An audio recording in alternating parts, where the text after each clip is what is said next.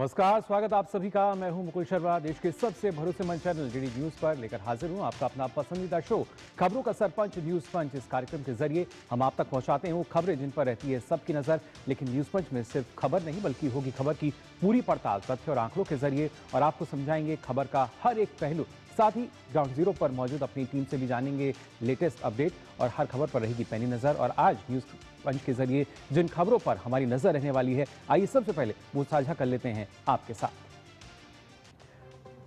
आज खासतौर से हम बात करेंगे पश्चिम बंगाल को लेकर। जी हां, बंगाल में एसआईआर जहां नजर आता है तो उसके साथ साथ कई ऐसे वोटर हैं जो कि गायब हो चुके हैं, घुसपैठी हैं, वो फरार हो रहे हैं और उसी वजह से कई सवाल यहां खड़े होते हुए नजर आ रहे हैं। इसके साथ साथ बात करेंगे बिहार की भी। जी हां, बिहार में एक बार फिर से एनडीए सरकार जो है वो यहाँ पर बनने जा रही है। 10वीं बार नीतीश कुमार जो है वो मुख्यमंत्री पद की यहाँ पर शपथ लेंगे और ये दो अहम खबरें, इन पर हम आज नजर डालेंगे। साथ ही आपको बताएंगे और क्या कुछ खास रहेगा न्यूज पंच में। तो चलिए शुरुआत करते हैं और सबसे पहले बात कर लेते हैं कि आखिर किस तरीके से पश्चिम बंगाल की अगर बात की जाए क्या कुछ खास आप देख सकते हैं यहाँ पर। आज जो है यानी पश्चिम बंगाल की जब हम बात कर रहे हैं, एसआईआर का नाम सुनते ही यहाँ पर खलबली मचती हुई हमें नजर आई है। जो लोग हैं वो यहाँ से भागते हुए नजर आते हैं और आखिर ये लोग हैं कौन, क्योंकि यहाँ पर लगातार बताया जा रहा था कि घुसपैठिए जो हैं वो बड़ी संख्या में हैं। और स्वरूप नगर की बात की जाए, दूसरे इलाकों की बात की जाए, कई तरह की तस्वीरें हमने देखी थी। लेकिन अब जब एसआईआर की प्रक्रिया यहाँ शुरू हो चुकी है तो करीब 25 से 30% ऐसे वोटर हैं जो यहाँ पर नजर नहीं आ रहे हैं। जी हाँ, आखिर वो वोटर गए कहाँ, कहाँ गायब हो गए? या जो घुसपैठिए लगातार भाग रहे हैं, क्या वो वोटर उसी में शामिल हैं? क्या फर्जी वोट बैंक जो है वो कहीं ना कहीं अब पूरी तरीके से डर चुका है और वही अब अपना मुंह छिपाए कहीं गायब हो गया है? इस खबर पर हमारी पूरी नजर होगी। लेकिन कैसे अगर बात की जाए पश्चिम बंगाल की, कहां आखिर जो वोटर हैं वो गायब हो चुके हैं, घुसपैठिए आखिर किस तरीके से भाग रहे हैं, ये आपको बता दें। जो बांग्लादेशी घुसपैठिए हैं वो अब पूरी तरीके से अपना बोरिया बिस्तर लेकर भागते हुए नजर आ रहे हैं।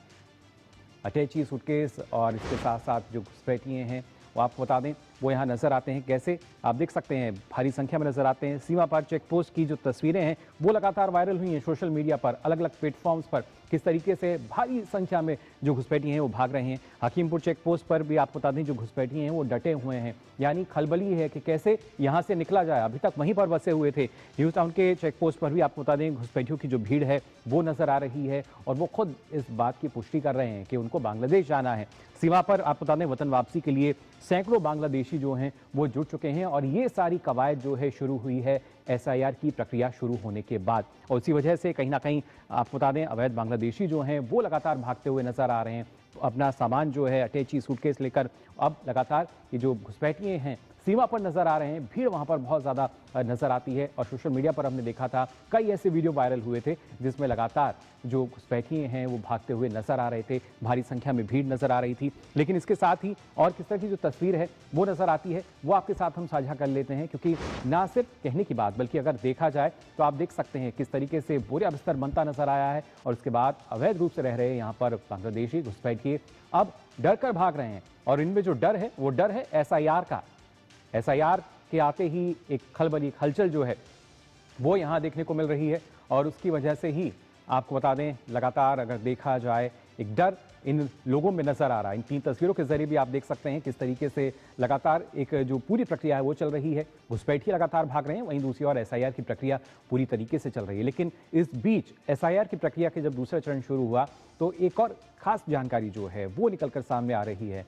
क्या वो जानकारी है वो आपके साथ साझा कर लेते हैं। दरअसल यहाँ पर गुमशुदा की जो तलाश है वो की जा रही है और कौन गुमशुदा वो आपको खास तौर से बता दें, यानी वो वोटर थे 30% मतदाताओं का कोई अता पता नहीं है और साथ ही 36 विधानसभाओं के 30% ये ऐसे मतदाता हैं जिनको अनट्रेसेबल माना जा रहा है। बीएलओ को ढूंढे नहीं मिल रहे हैं ये मतदाता और उसी वजह से चिंता भी बढ़ रही है। इलेक्शन कमीशन की चिंता का सबब ये लापता वोटर्स जो हैं ये बन रहे हैं और ऐसे में सवाल भी उठता है क्या बांग्लादेशी ही लापता मतदाता हैं, क्योंकि 9 दिसंबर को आपको बता दें जो ड्राफ्ट लिस्ट होगी ये और तभी ये पता चल सकेगा कि कितने फॉर्म जो हैं वो अनट्रेसेबल रहे हैं। लेकिन अभी तक ये बड़ा आंकड़ा 30% का, क्योंकि अक्सर जब हम बात करते हैं गुमशुदा की तो कोई एक शख्स नहीं है, कोई एक व्यक्ति नहीं है, बल्कि 30% मतदाता हैं वो मतदाता जो कि कहीं ना कहीं पश्चिम बंगाल की सरकार को चुनते थे और टीएमसी का वोट बैंक बनते थे, लेकिन वही अब गायब हैं। इसके साथ साथ वहां के जो लोग हैं जो लगातार वहां से पलायन कर रहे हैं, जो जा भी रहे हैं, अवैध रूप से रह रहे थे, उनका क्या कुछ कहना है, वो क्या कह रहे हैं, आइए इस पर भी नजर डालते हैं। বাংলাদেশ যাবো বলে কিভাবে যাবেনটা কিভাবে? এই যে এখন এই পার করে দিচ্ছে শুনলাম এইভাবে। তোমরা এখানে এসো কিভাবে? এসেছিলাম ওই দালালের মাধ্যমে। আগে আগে ওখানে কাজকর্ম ছিল না, অভাবে এসেছিলাম। কতদিন আগে এসেছিলেন? ওই 8 বছর। মানে এসেছিলেন কিভাবে, মানে টাকা দিয়ে? হ্যাঁ, দালাল ধরে। কোন জায়গা থেকে এসেছিলেন? ধামাখালি। সন্দেশখালী ধামাখালি দিয়ে? হ্যাঁ।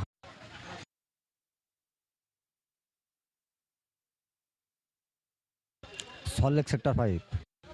আমরা কি এখানে ভোট দিতেন? হ্যাঁ, ভোট দিতাম, কিন্তু এখন ওই হুড়ো তাড়া হচ্ছে বলে এখন আর থাকতে পারছি না বলে ওই জন্য আবার বাংলাদেশে ফিরে যাচ্ছে। আমরা ভোটার কার্ড কিভাবে বানালেন? ডকুমেন্টস দিয়েছিল, আমাদের পাড়ায় সব ডকুমেন্টস সব দিয়ে গেছিলো, দিয়ে ওই ডকুমেন্টস ফিল আপ করে জমা দিয়েছিলাম। দিয়ে ওই আমাদের ওখানে একটা স্কুল আছে বাচ্চাদের, ওখানে ওই আপনার ওই চার্টে নাম এসেছিলো ছবি সমেত। দিয়ে ওই চার্ট ডেকে ভোটার কার্ডটা ওই কোন দলের লোকেরা গিয়েছিল আমাদের কাছে? আমাদের টিএমসির হ্যাঁ, টিএমসির দলে। টিএমসি দলের লোকেরা গিয়ে কি করলো? ওই ওরা ওই আপনার ওই কাগজ ফাগজ দিল, দিয়ে ফর্ম দিল, দিয়ে ফর্ম সই করে ওই জমা দিলাম। তারপরে ওই স্কুল ফর্ম ফিল আপ করে জমা দিলাম, দিয়ে ভোটার কার্ড আসলো স্কুল। তখন তোমরা কি ভোট দিতে? হ্যাঁ, তোমরা কি ভোট দিতে? হ্যাঁ, ভোট দিয়েছি আমি। কিসে ভোট দিতে? আমি টিএমসি ভোট দিতে? হ্যাঁ। তুমি কি কাজ করতেন? কাজ আপনার রাজমিস্ত্রি। কোন জায়গার ভোটার ছিলেন আপনারা? ওই সেক্টর 5, সল্টলেক সেক্টর 5। তো এতদিন ধরে তাহলে আপনারা এখানে বাস করতেন কি? না, তখন কিছু বলিনি। আপনার নাম কি? আমার নাম मिठू मोल्ला। तो आपने सुना और देखा किस तरीके से अवैध रूप से रह रहे ये बांग्लादेशी भारत में यहां वोट तक डालते थे। टीएमसी को उन्होंने वोट दिया, ये खुद उनका कबूलनामा है जो कि हमने आपको दिखाया। जब हमारे रिपोर्टर ने उनसे सवाल पूछा, सीधे तौर पर उन्होंने ये बात जो है कबूल की है कि वो यहां पर अवैध रूप से रह रहे थे और पैसे देकर आए थे और साथ ही साथ वो मतदान भी करते थे। अब सवाल यही, क्या ये वही मतदाता हैं जो कि गायब हो रहे हैं? क्योंकि लगातार घुसपैठियों की बड़ी संख्या जो है नजर आ रही है सीमा पर, चेकपोस्ट पर। लेकिन इसके बावजूद वहां की सरकार की बात की जाए अगर, जी हाँ, यानी ममता बनर्जी की अगर हम बात करें, वो अभी भी वही राग अलापने में लगी हुई हैं। ममता का जो राग है एसआईआर को लेकर वो यही है कि अभी भी एक तरीके से जो विरोध है वो लगातार ममता बनर्जी इसका कर रही हैं। और ममता बनर्जी का कहना यह है कि एसआईआर को तुरंत रोका जाए। क्यों रोका जाए ये अभी तक वो नहीं कह पाई हैं, लेकिन इसको तुरंत रोक दिया जाए। साथ ही बीएलओ पर उन्होंने अमानवीय बोझ की बात उन्होंने कही है कि जो बीएलओ है उन पर ये अतिरिक्त एक बोझ, अमानवीय बोझ इसको वो बता रही हैं। और साथ ही बोझिल और बिना योजना वाला ये काम है एसआईआर को लेकर उन्होंने ये बयान अपना दिया है। और साथ ही कहा है कि ये 3 साल का काम है जो कि 2 महीने में हो रहा है। काम जल्दी हो रहा है, इससे आप अंदाजा लगा सकते हैं कि एक सरकार की जो है वो परेशान है कि काम जल्दी क्यों हो रहा है, और वो भी एसआईआर को लेकर। इसके अलावा जब इस तरह के बयान सामने आते हैं तो विपक्ष की तरफ से बयानबाजी की जाती है। और वहीं यहाँ पर जो जवाब है ममता बनर्जी को वो भी बीजेपी की तरफ से मिल रहा है। क्या वो जवाब दिया है अमित मालवीय की तरफ से, आपको बता दें कि यहाँ पर उन्होंने सीधा तौर पर ये कहा है कि शैतानी साजिश जो है उसको नाकाम करने में बीजेपी लगी हुई है। और खासतौर से जो घुसपैठिए साम्राज्य को बचाना चाहती है टीएमसी, अब वो साजिश नहीं चलेगी। साथ ही अमित मालवीय ने कहा है कि अपने आखिरी दिन गिन रही है ममता सरकार, क्योंकि अब कहीं ना कहीं जो एक वोट बैंक था वो खाली होता नजर आ रहा है। और साथ ही 2026 में वोटर लिस्ट ये साफ हो जाएगी और जब हम देखेंगे क्या कुछ उस लिस्ट में निकल कर आता है। उन्होंने कहा है कि घुसपैठियों को बाहर कर दिया जाएगा। लगातार इस तरह की कवायद चल रही है और बंगाल के असली नागरिक जो हैं वो ये सिंडिकेट खत्म करेंगे। जी हाँ, यानी एक जो सिंडिकेट चलता है, जो अवैध घुसपैठियों की जब हम बात कर रहे हैं, वो सिंडिकेट जो है वो खत्म होता हुआ नजर आएगा। और खुद पश्चिम बंगाल के जो नागरिक हैं वो चाहते हैं जो उनका अधिकार है वो उनको मिले, जो अवैध रूप से वहां रह रहे हैं बांग्लादेशी हैं उनको ना मिले। लेकिन इस बीच आरोप प्रत्यारोप जो चल रहे हैं, प्रतिक्रियाएं जो लगातार आ रही हैं, वहां पर कहीं ना कहीं अगर देखा जाए तो टीएमसी पर बीजेपी पूरी तरीके से हमलावर है। क्या कुछ इस दौरान जो बयान सामने आए बीजेपी के, आइए वो भी सुनते हैं। ये भारतीय नहीं है, बांग्लादेशी मुस्लिम घुसपैठिया रोहिंग्या है, इनको भाग जाना चाहिए। हाँ, ये ममता बनर्जी इनको दामाद बना के रखा था। इस प्रकार बातें करना, किस पद का गरिमा कैसा रखना, उनको कुछ नहीं आता है क्या? बंगाल में जो भी मरता है एसआईआर के कारण मरता है, और पूरा देश में एसआईआर चल रहा है, कोई नहीं मरता है। ऐसा क्या बीमारी आ गया बंगाल में कि सुसाइड कर रहे हैं? कि बलने से पैसा मिलता है ऐसा टीएमसी से, इसलिए बोलते हैं। एसआईआर को लेकर बेवजह बयानबाजी की जा रही है। एसआईआर बिहार में हुआ, उससे पहले बहुत लोगों ने हंगामा किया, लेकिन बाद में एक कंप्लेन नहीं आई। जिस तरह की चर्चा हो रही है एसआईआर को लेकर, ये दुर्भाग्यपूर्ण है। ये अदालत में जाए या कहीं जाए, क्या फ़र्क पड़ता है? ये प्रक्रिया सही है, और सही प्रक्रिया जब हो रही है तो उस पर इनको एतराज़ हो रहा है। तो बंगाल में जिस तरीके से बवाल नजर आ रहा है, भाजपा सीधे सवाल कर रही है बंगाल सरकार से, आखिर इस तरह की प्रतिक्रिया, इस तरह के बयान ममता बनर्जी क्यों दे रही हैं? इस पर और जानकारी लेंगे। हमारे संवाददाता सौरभ दत्ता हमारे साथ फिलहाल जुड़ चुके हैं। सौरभ, जानना चाहेंगे आपसे, जिस तरीके से हमने देखा कबूलनामा अवैध रूप से जो वहां पर बांग्लादेशी रह रहे हैं, खुद वो बता रहे हैं कि कैसे पैसे देकर वो यहाँ पहुंचते हैं और मतदान तक करते हैं, वोट डालते हैं। किसको वोट डाला उन्होंने इस बात को भी कबूला, और अब कहीं ना कहीं एसआईआर की वजह से खलबली मची हुई है। कि ये जो पूरा बयान हमने अपना दर्शकों को सुनाया, उसमें एक बहुत अहम चीज है। वो जो बंदा जो वहां पे खड़ा हुआ है, जो कह रहे हैं कि उनके पास वोटर आईडी कार्ड जो है, आधार कार्ड है, सब डॉक्यूमेंट्स था, उन्होंने क्या कहा? उन्होंने कहा कि मोहल्ले में वो लोग थे और वहां पे टीएमसी पार्टी के लोग आए, उनके पास से कुछ कागजात पे साइन करवाया, कुछ कागजात उन्होंने लिया और फिर एक लिस्ट लगा दिया कि सबका डॉक्यूमेंट्स हो गया है। आप मानो कि कितना बड़ा ऑर्गेनाइज ये सिस्टम है कि यहाँ पे बांग्लादेशी आ रहे हैं। उनका काम क्या था? उनका काम क्या था कि लोकल पुलिस स्टेशन को इन्फॉर्म करे, लोकल पुलिस स्टेशन को इन्फॉर्म करके बोले कि यहाँ पे हमारे देश का नागरिक नहीं है, बाहर का देश का नागरिक है, वो यहाँ पे डेरा जमा के बैठा हुआ है। तब जाके ये होता कि वो सच में अपने देश के हित चाहते हैं, कॉन्शियस नागरिक है। लेकिन जैसा कि ये लोग बयान दे रहे हैं, इससे तो साफ जाहिर है कि वोट बैंक के लिए, वोट के लिए इन लोगों को जो वोटर कार्ड मिला, जो आधार कार्ड मिला, उसमें उन टीएमसी कर्मचारियों का, कार्यकर्ता का हाथ भी है। उन्होंने उनको सहयोग किया और अभी तुरंत जब ये रिएक्शंस आ रहे हैं तो तभी सीएम के पास से रिएक्शंस आ रहा है कि तुरंत रुकवा दो ये एसआईआर प्रोसेस। तो इसी के चलते विपक्ष के जो लोग हैं वो बोल रहे हैं कि जब भी ऐसी तस्वीर आती है तब भी सीएम ममता बनर्जी क्यों एसआईआर रोकने के लिए पोस्ट कर देते हैं। जी मुकुल, तो कहीं ना कहीं सौरभ, अगर देखा जाए पश्चिम बंगाल सरकार जो है वो भी डरी हुई नजर आ रही है एसआईआर से, क्योंकि जिस तरीके से करीब 25 से 30% जो वोटर्स थे वो गायब हो रहे हैं और दूसरी तरफ घुसपैठियों की संख्या बढ़ रही है, चेक पोस्ट पर नजर आ रहे हैं। क्या माना जाए, क्या इनके आपस में ही जो जिस तरीके से एक बेहतर समन्वय था, संपर्क था, और ये वही वोटर है जो कि शायद अब गायब होता हुआ नजर आ रहा है?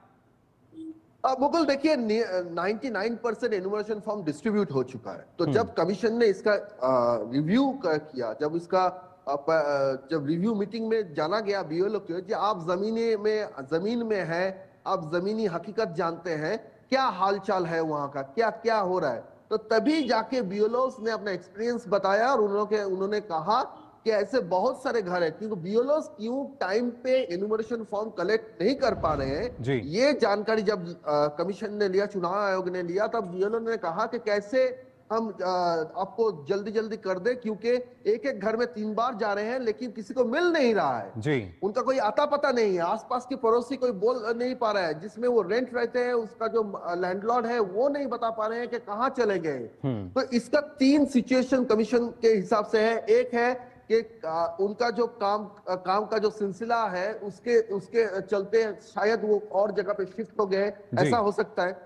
दूसरी बात हो सकता है कि सुबह को निकलते हैं, शाम रात को वापस आते हैं, तो बीएलओ को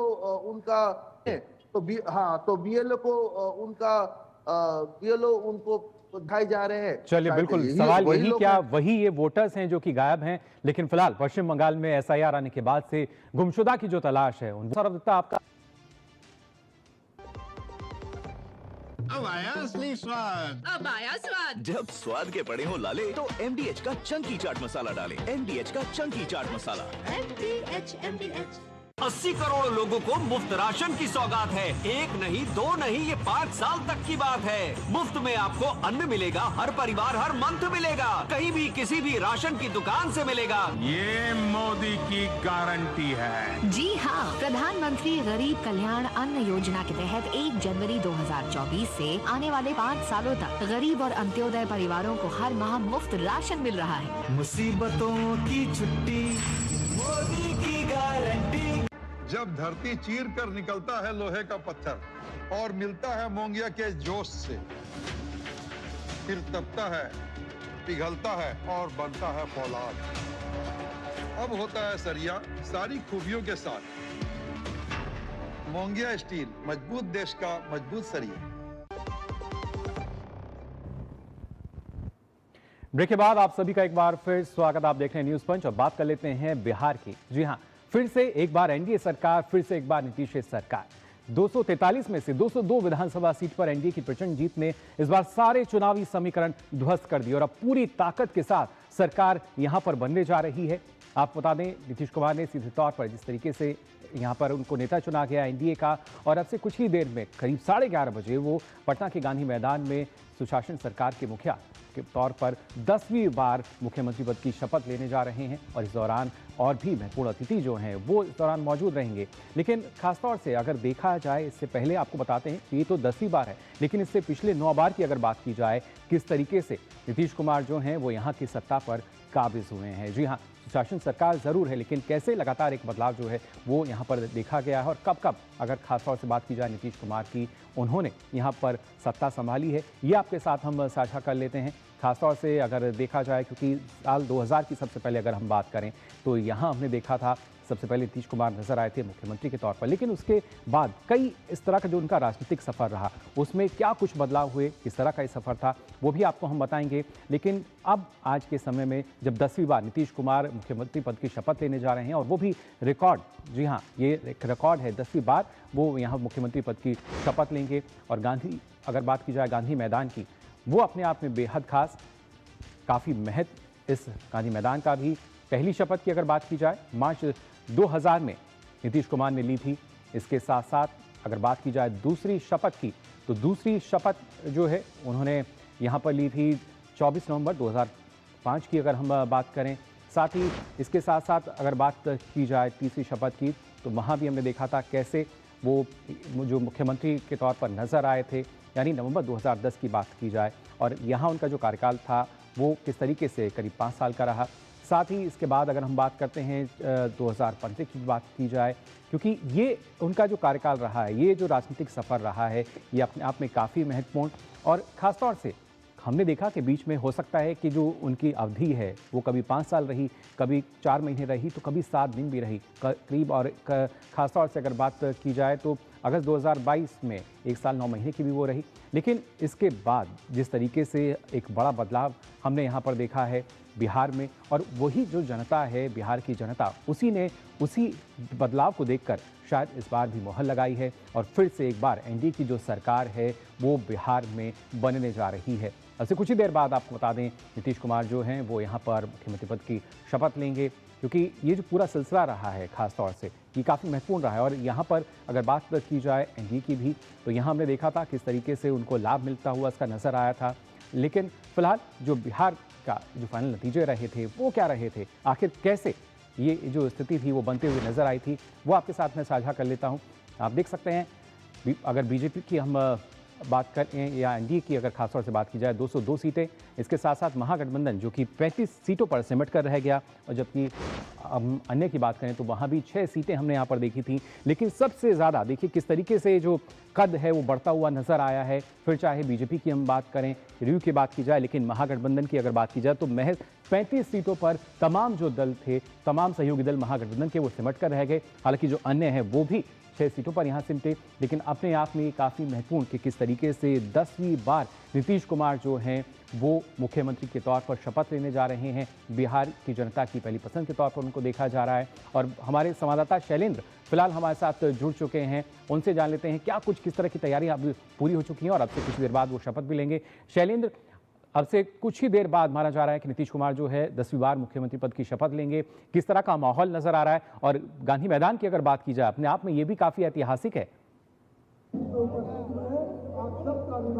मुकुल, थोड़ा सा समय दीजिए। तो यहाँ पर जो गतिविधियां चल रही हैं मैं बताना चाहूंगा। हमारे पीछे ठीक मुख्य मंच यहाँ पर शपथ ग्रहण समारोह होना है। बिहार की 10वीं बार मुख्यमंत्री पद की शपथ लेने वाले नीतीश कुमार मंच पर आ चुके हैं, अभिवादन स्वीकार कर रहे हैं। तमाम जो आमंत्रित अलग अलग एनडीए शासित राज्यों के जो मुख्यमंत्री उप मुख्यमंत्री बुलाए गए हैं उनसे वो रूबरू हो रहे हैं। हमारे ठीक पीछे ये मंच है। आप देखिए यहाँ पर आप इस वक्त देखेंगे केशव मौर्य और ब्रजेश पाठक उत्तर प्रदेश के उप मुख्यमंत्री हैं, वो आपस में बातचीत करते हुए। केशव मौर्य हम जानते हैं पर्यवेक्षक भी बनाए गए थे बीजेपी विधायक दल की जो चुनाव होना था इन्हीं की अगुवाई में, इनके पर्यवेक्षक के रूप में मौजूदगी में हुआ था। ठीक उसके बगल एक मंच बनाया गया है।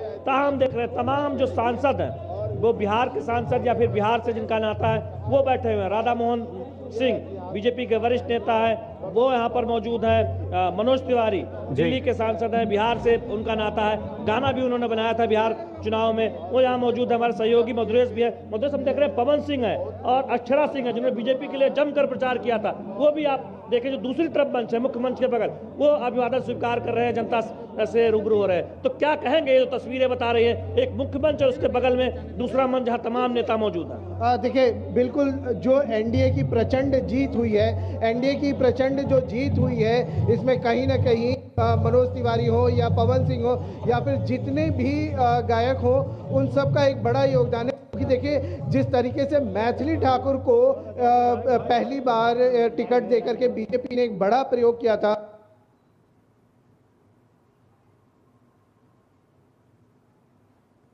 25 वर्ष की उम्र में मैथिली को टिकट मिला और मैथिली ने जिस तरीके से एक बड़ी जीत हासिल की है, कहीं ना कहीं ये बिहार की छवि को। तिवारी और पवन सिंह का मंच से भी एक तरह से उनका अभिवादन हो रहा है, उनको धन्यवाद दिया जा रहा है। आप देखिए मंच पर इस वक्त नितिन नवीन है, संभावित मंत्री हैं, जो धन्यवाद दे रहे हैं। मंच पर नायब सिंह सैनी है, हरियाणा के मुख्यमंत्री। आप देखें उत्तर पूर्व के बीजेपी शासित राज्यों के जो मुख्यमंत्री हैं वो आपको यहाँ पर नजर आएंगे। इस वक्त जितेंद्र जी एनडीए के सहयोगी वो अभिवादन स्वीकार कर रहे हैं। तो थोड़ी देर पहले नीतीश कुमार आए थे, उन्होंने जनता का अभिवादन स्वीकार किया था। तो ये तस्वीरें बता रही है एनडीए की एकजुटता का, ये तस्वीरें बता रही है कि देश भर में एनडीए कितना मजबूत है।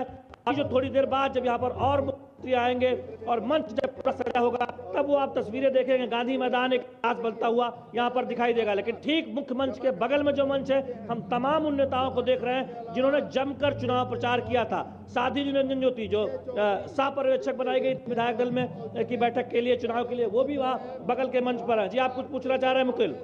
जी शैलेंद्र, हम देख पा रहे हैं किस तरीके से लगातार तमाम जो नामचीन हस्तियां हैं, राजनीतिक दलों के नेता हैं, वो वहां पहुंच रहे हैं। प्रधानमंत्री नरेंद्र मोदी भी अब से कुछ देर बाद वहां पहुंचेंगे और किस तरीके से एक बार फिर से जो गांधी मैदान है वो इस ऐतिहासिक पल का साक्षी बनेगा।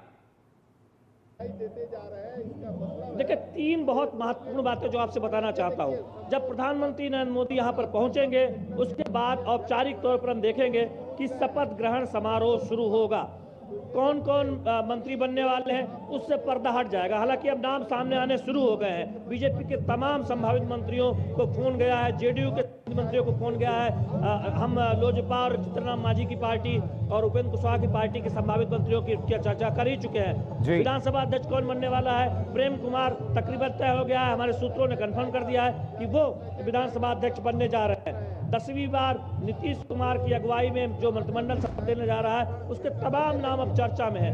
मंच पर हम देखेंगे कि तमाम बीजेपी और राज्यों के जो नेता हैं वो मौजूद होंगे और मुख्य के बगल में जिन्होंने मेहनत की है, जिन्होंने जमकर प्रचार किया है बीजेपी के एनडीए के लिए, वो यहाँ पर मौजूद रहेंगे। और दर्शक की अगर आप कहें जो गांधी मैदान में जो जनता आई है उसमें बड़ी संख्या में महिलाएं हैं, उसमें कुछ लोक गायक भी हैं। तो वो दिखाता है बिहार की संस्कृति को आगे ले जाने की जो एक रूपरेखा है वो भी उसकी एक झलक आपको यहाँ पर शपथ ग्रहण समारोह में दिखाई देती है। हमारे सहयोगी मधुरेश हमारे साथ है। पटना की फिजाएं जो बदली है, विकसित बनाना है, जगह जगह पोस्टर लगा है, क्या मायने है यहाँ पर? तो उसकी एक झलक देख रहे हैं। देखिए, सबसे पहले तो जो बिहार बनाने की हम बात कर रहे हैं उसमें जिस तरीके से पिछले 10 साल में रोडवेज का विकास हुआ है, जिस तरीके से इंडस्ट्रियल विकास हुआ है, वो अपने आप में एक माइलस्टोन है। आज कई बड़ी कंपनियां हैं, चाहे ब्रिटानिया की बात हो करें, चाहे जीएसके की बात करें, इसके अलावा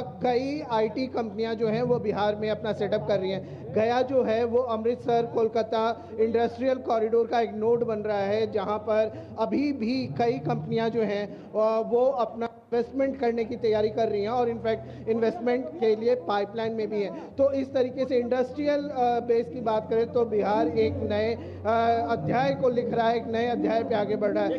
रोड की बात करें, मंच पे देखिए गृह राज्य मंत्री नित्यानंद राय, बड़ी महत्वपूर्ण भूमिका थी सहयोगियों के साथ बातचीत करने में। नित्यानंद राय इस वक्त मंच पर देख रहे हैं, गृह राज्य मंत्री हैं, बिहार कितावर नेता के तौर पर बीजेपी में जाता है। उनकी बहुत महत्वपूर्ण भूमिका रही, खासतौर पर चिराग पासवान से बातचीत करने में, सीट समझौते पर अंतिम नतीजे तक पहुंचने में। तो बहुत हमने ये भी देखा कि उनका फीडबैक बहुत महत्वपूर्ण था बिहार में जब सीट बंटवारा हो रहा था या फिर उम्मीदवारों का चयन हो रहा था। तमाम वो नेता उन्होंने की है बीजेपी के लिए, वो इस वक्त आप मंच पर दिखाई दे रहे हैं जी, मंच पर या फिर मुख्य मंच के बगल, जैसे जिनका एक तरह से देखे जो एक प्रोटोकॉल होता है उस तरह।